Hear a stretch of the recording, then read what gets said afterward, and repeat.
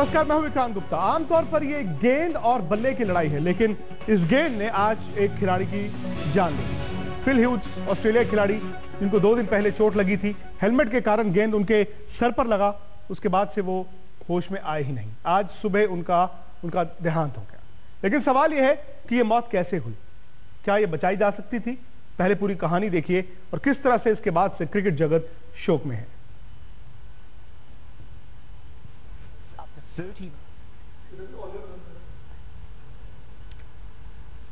Fill huge Australia की तरफ से 26 टेस्ट मैच खेल चुके थे। इस रविवार 26 साल के होने वाले थे। यहां तक कहा जा रहा था कि माइकल क्लार्क के पहले टेस्ट मैच में ना खेलने के बाद वो शायद भारत के खिलाफ टेस्ट मैच भी खेलते। 63 रन पर खेल रहे थे। शॉन अबॉट का एक बाउंसर उनके सर पर लगा, गिर पड़े, कहते थे हार्ट अटैक भी हुआ, रिवाइव किया गया, अस्पताल लेकर गए, लेकिन होश नहीं आया। और आज सुबह डॉक्टर्स ने बुरी खबर पूरी दुनिया के सामने लाकर रखी। सदमे में पूरा क्रिकेट जगत है, सिर्फ ऑस्ट्रेलिया ही नहीं बल्कि पूरे विश्व क्रिकेट। सचिन तेंदुलकर से लेकर क्रिस गेल और फिर ऑस्ट्रेलिया कप्तान माइकल क्लार्क, हर कोई सदमे में है। ये देखें आप, माइकल क्लार्क प्रेस कॉन्फ्रेंस करते करते रो पड़े।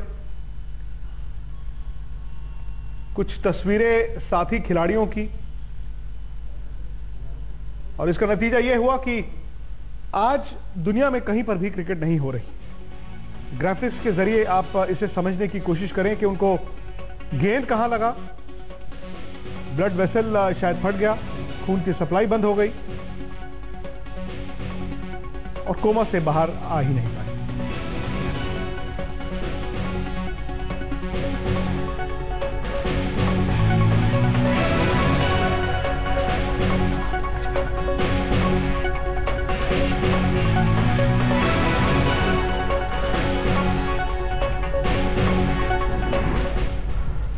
दो खास मेहमान है इस वक्त स्टूडियो में। पूर्व क्रिकेटर निखिल चोपड़ा है। निखिल ने भी उस दौर में क्रिकेट खेली थी जहां पर हेलमेट जो है नया नया आया था। हेलमेट जान बचाने के लिए आया था, लेकिन आज हेलमेट के कारण जान कैसे गई ये भी हम बात करेंगे। डॉक्टर आयल तोमर हैं, ये ऑर्थोपेडिक हैं। शायद इनसे बेहतर कोई समझा नहीं पाएगा कि एक गेंद ने जान इस खिलाड़ी की कैसे ले ली। निखिल, हेलमेट जब आया था 80 के दशक में, हम और आप स्कूल में थे, हेलमेट बड़ा फैंसी था। हेलमेट कुछ लोग पहनते थे, कुछ नहीं पहनते थे, लेकिन सोचा नहीं था कि इतनी प्रोटेक्शन के बावजूद एक खिलाड़ी की जान जा सकती है। बहुत दुर्भाग्य की बात है विक्रांत, बिल्कुल सही कहा। हेलमेट जहां पूरा सर को एक तरीके से कवर करके रखता है, मुश्किल से 1.5-2 इंची का फर्क है। जब फिल ह्यूज बैटिंग कर रहे थे, अगर जो वीडियो हमने अभी दिखाया अपने दर्शकों को, अपना शॉट खेल चुके थे, देखा थोड़ा सा बॉल धीमे आया, जो वो एंटिसिपेट कर रहे थे। बॉल को से हटने के लिए उन्होंने सर इधर किया, डक करने के लिए, और मेरे ख्याल में वही गैप जो है, जो स्टील की ग्रिल है और गर्दन का जो गैप है, वो थोड़ा सा इंक्रीज हुआ और गेंद वहीं पे जाके लगी सटीक। मतलब इससे ज्यादा दुर्भाग्य की बात क्या हो सकता है?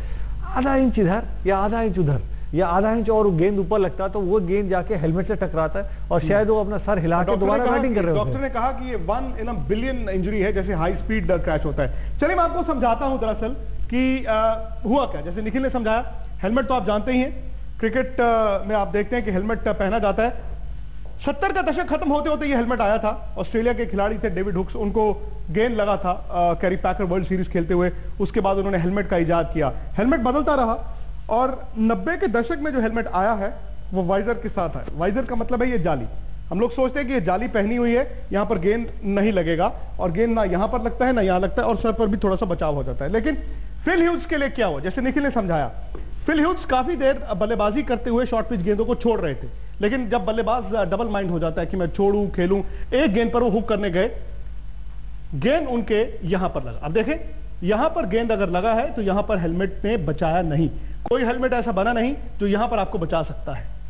आमतौर पर गेंद जो है वो सर पर लग सकती है या आपके वाइजर पर लग सकती है, लेकिन फिल ह्यूज के लिए ये मुसीबत थी कि उनको गेंद ऐसी जगह पर लगा जहां पर हेलमेट नहीं बचा सकता था।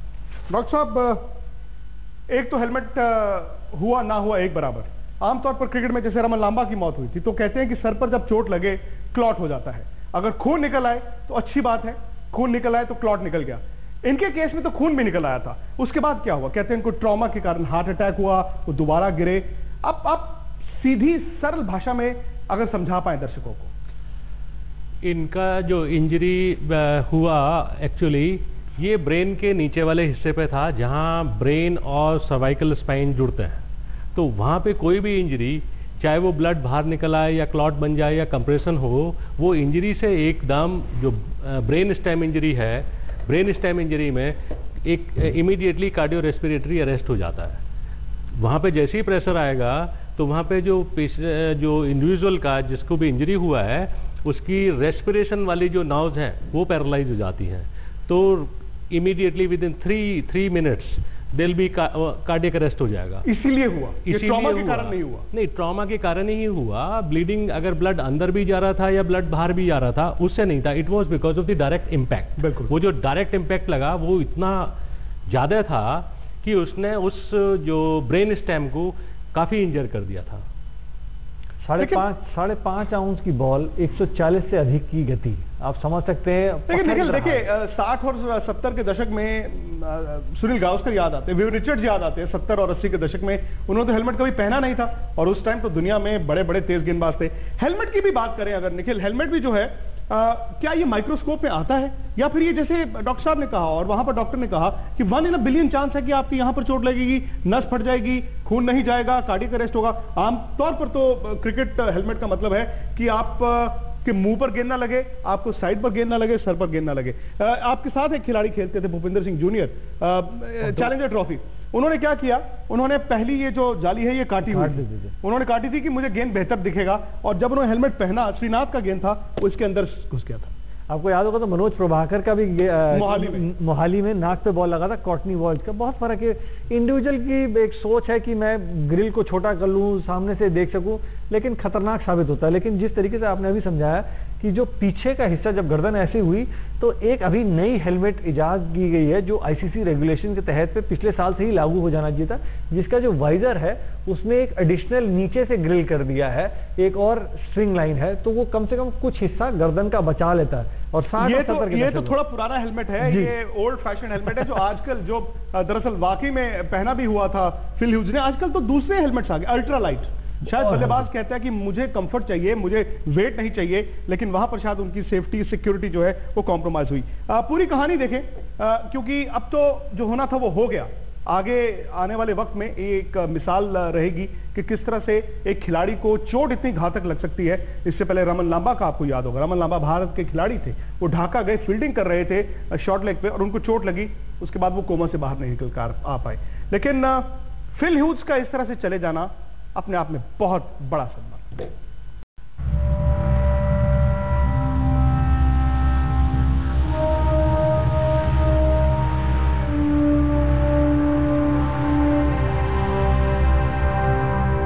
हंसता मुस्कुराता ये चेहरा अब बस एक तस्वीर भर है, याद भर है। फिल ह्यूज अब इस दुनिया में नहीं।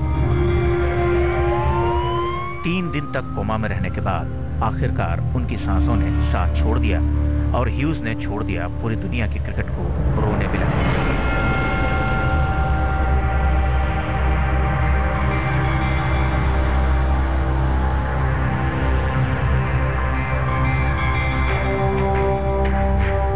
न आंसू रुक रहे हैं, न दर्द संभल रहा है, शोक में शब्द भी चूक गए हैं।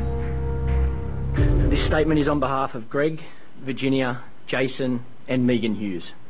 We're devastated by the loss of our much-loved son and brother Philip. It's been a very difficult few days. We appreciate all the support we have received from family, friends, players, Cricket Australia and the general public.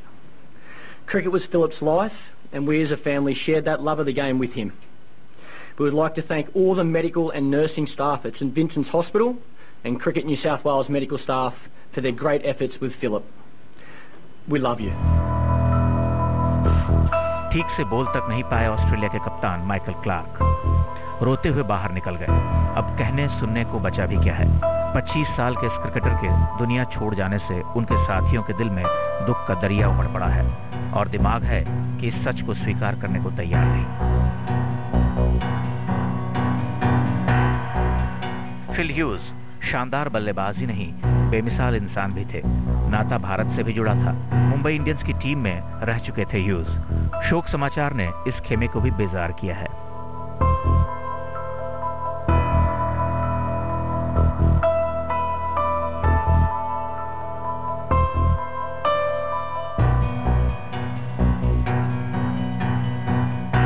इस दुखद कहानी की शुरुआत तो उस वक्त ही हो गई थी जब सिडनी क्रिकेट ग्राउंड पर तेज गेंदबाज सीन एबॉट की गेंद ह्यूज के सिर के पिछले हिस्से को तोड़ गई थी। पल भर में ही ह्यूज जमीन पर गिरे और फिर नहीं उठे तो नहीं ही उठे।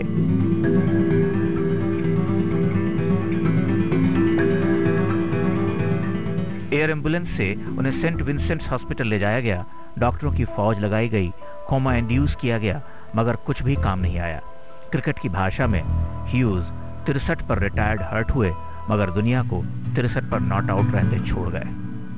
Over a period of the first 24 to 48 hours, as we know, he did not make very much improvement. And unfortunately, as a consequence of the injury, he died. Phil Hughes तो अब लौट कर नहीं आएंगे, ना ही उनके ऑस्ट्रेलियाई साथियों का जीवन जल्द पटरी पर लौटेगा। उस मैच में Brad Haddin, Shane Watson, David Warner भी खेल रहे थे। उन्होंने सब कुछ अपनी आंखों के सामने होते हुए देखा है। कहते हैं वक्त हर जख्म भर देता है, मगर इस जख्म को भरने में कितना वक्त लगेगा कोई नहीं जानता। बहुत मुमकिन है कि भारत और ऑस्ट्रेलिया के बीच ब्रिस्बेन में 4 दिसंबर को शुरू होने वाले पहले टेस्ट को रद्द कर दिया जाए। यह एक श्रद्धांजलि भी होगी और इससे ऑस्ट्रेलियाई क्रिकेटरों को इस दर्द से निकलने में थोड़ी मदद भी मिलेगी। इस दर्द को खुद टीम इंडिया भी उसी शिद्दत से महसूस कर रही है।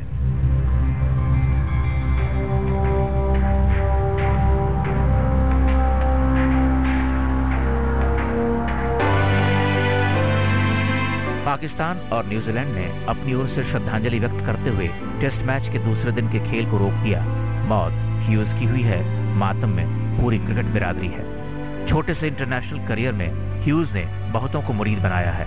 एक घटना याद आती है जब उन्होंने अपनी पहली टेस्ट सेंचुरी बनाई थी, करीब 4 साल पहले। दक्षिण अफ्रीका के खिलाफ 93 से 99 तक के स्कोर को उन्होंने छक्का लगाकर पूरा किया। जब वो सेंचुरी से 1 रन दूर थे तब दक्षिण अफ्रीका के कप्तान ग्रेम स्मिथ ने फील्ड बेहद अटैकिंग कर दी ताकि उनकी नर्वसनेस का फायदा उठाया जा सके। मगर ह्यूज का फायदा कुछ ऐसा था कि उन्होंने अगली गेंद पर एक और छक्का लगाते हुए सेंचुरी पूरी कर ली। ह्यूज ने ऑस्ट्रेलिया के लिए 26 टेस्ट और 25 वनडे मैचों में ओपनिंग की। रिकॉर्ड बताते हैं कि वो एक दमदार बल्लेबाज थे। क्रिकेट के मैदान पर अब ह्यूज के लिए कभी एक्शन नहीं होगा। इसे नियति कहें, संयोग कहें, बदकिस्मती या कुछ और। फाइनल पैकअप हो चुका है ह्यूज। अब हमारे दिलों में ही रहेंगे, यादों में ही बसेंगे। बहुत याद आएंगे ह्यूज।